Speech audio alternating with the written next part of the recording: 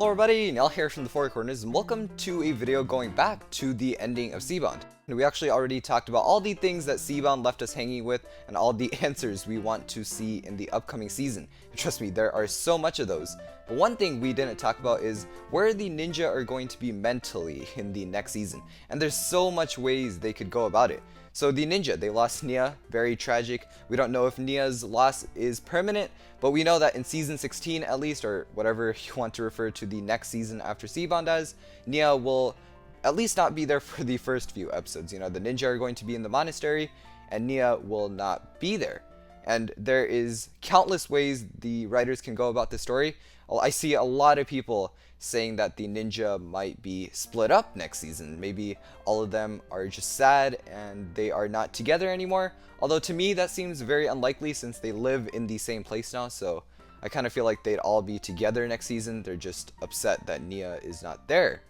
And another thought that occurred to me is what will happen to Jay? It took him 10 seasons to get with Nia, and it takes him a few extra seasons just to lose Nia all over again. So I think Jay's mental state, my favorite ninja's mental state, isn't going to be the best.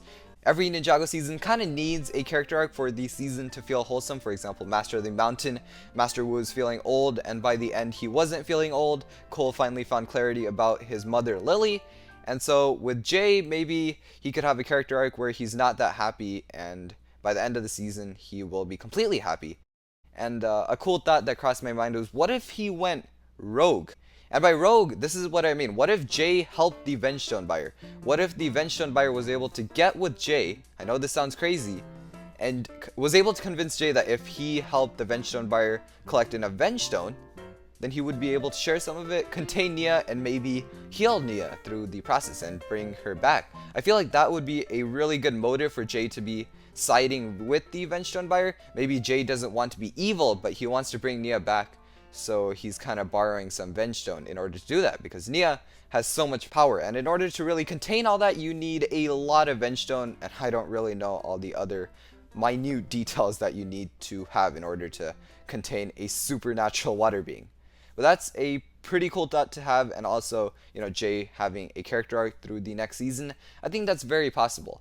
Comment down below what you think will happen to the ninja team next season. For me, I think it's mainly going to be changes in Jay, and we'll see what happens. The writers can literally go anywhere with the plot for the next season, and I just can't wait to see how that turns out. Thank you for watching a general Ninjago thoughts and opinions video, and as usual, I'll see you in the next one. Goodbye.